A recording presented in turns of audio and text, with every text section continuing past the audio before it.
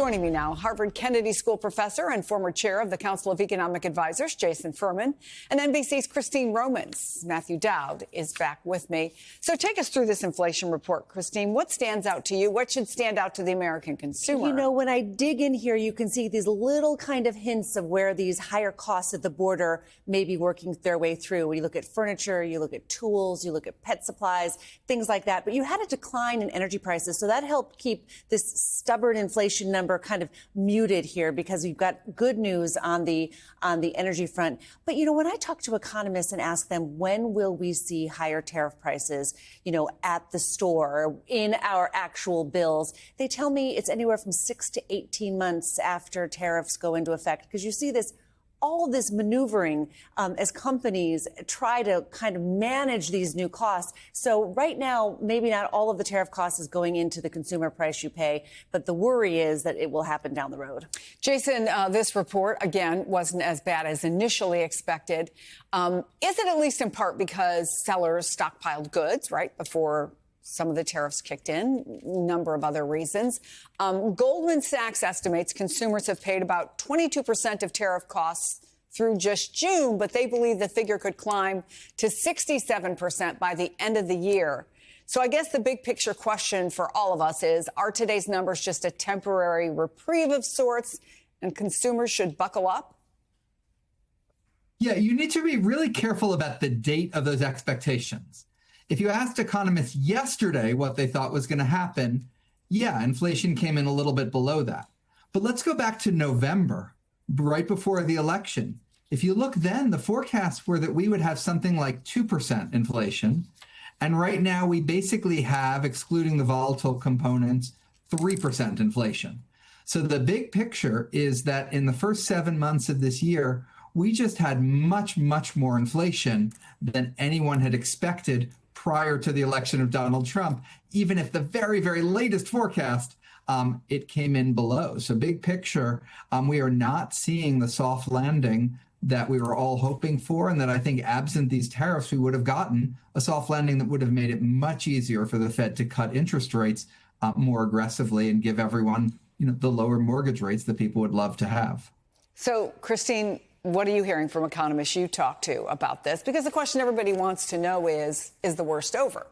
Well, first of all, this is a huge experiment. I mean, this is a dramatic reshaping of global trade. So you have all of these forecasts, but no one really knows how this is going to work out. This is just a seismic change in how we do business with huge costs at the border. So the idea is that you're going to see higher consumer costs come into the end of the year, and it complicates the picture for the Fed. Now, conversely, you've got this recent weakening in the labor market that might actually spur the Fed into thinking it needs to be cutting interest rates in September. That's something the market liked earlier today when it saw these numbers. It thought, this is stubborn but benign enough that you can probably get the Fed to cut rates to protect the labor market in September, which would mean for consumers there might be lower interest rates coming around the corner here. All right, let's talk about the new Bureau of Labor Statistics nominee, an economist at the Conservative Heritage Foundation. Yeah, this is getting a lot of attention because these numbers that the BLS, the Bureau of Labor Statistics, put together are basically the bread and butter for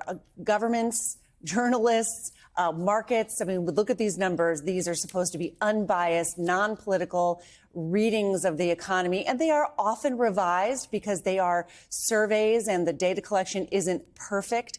But this person who's going to be running is a president, big fan of the president's a big fan of his, a conservative economist who had a hand in some of that material that was known as Project 2025 to remake the American economy, and is seen by outsiders as a much more political pick than you're used to at the very important, nonpartisan Bureau of Labor Statistics. Also, some concern among economists that I talked to that there have been budget cuts and you're not getting all of the input data that you normally would be getting. They took a look at like 90,000 different prices every month to put together this CPI, and they're not quite getting all of that. So there are some things to address there, I think. So, Matthew, I'm sorry. Well, let me go to Jason, because I want to pick up on something you said, Christine. Sure. You've lived inside this world, Jason. What do you do when your boss, and it's not supposed to be your boss, but President Trump making himself essentially the boss of the numbers, what do you do when the numbers that have long guided federal policy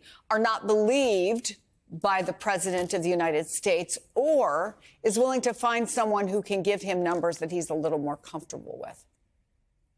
Yeah, look, it's just so sad for me that we're even talking about this. There's almost no one who watches this show who should have to know or think about who the commissioner of the Bureau of Labor Statistics is. It's my job, and I don't even want to do it. You get the data, and then you can argue, what does it mean? Was it high? Was it low? Was it transitory? Was it permanent? It's all sorts of really interesting questions, but you get the data, and the data is the data. Unfortunately, your viewers do need to know about this person. This is someone who is picked, who's been roundly criticized by every single conservative economist that I know, people from basically every conservative think tank, almost every conservative think tank in DC, because he's an extreme partisan. He is not someone who has any technical understanding of these data, not someone with any management experience. The good news is I do think it's going to be hard for him to fake the data over at the Bureau of Labor Statistics, no matter how much Donald Trump wants him to. Really? Why do you say that? It's not impossible. There's 2,000 civil servants there. Traditionally, the commissioner doesn't even get to see the number until after it's completely locked. They cannot engage with it before, but that's a tradition. That's a norm. And, so I'm worried. I'm not certain. And by the way, there's a lot you could do to worsen the quality of these statistics, which is already happening with the budget cuts, with disbanding, panels of technical advisors and the like. So the best case here is the quality degrades. The worst case is outright fraud, and none of that is good.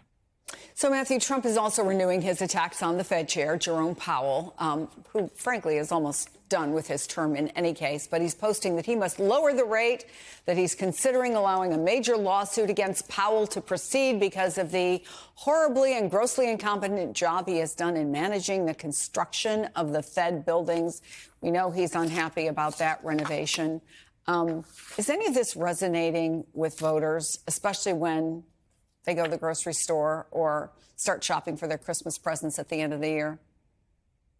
Matthew? Well, what's resonating with voters is the fact that Donald Trump ran on the idea that he was going to lower the cost to lower prices, and none of that has happened. And that's why his numbers today he has an overall bad job approval rating. It's like 14 points underwater, but on how he handles inflation and the economy, it's more than 20 points underwater. And this is a huge difference from 2018 when he suffered in the midterm elections.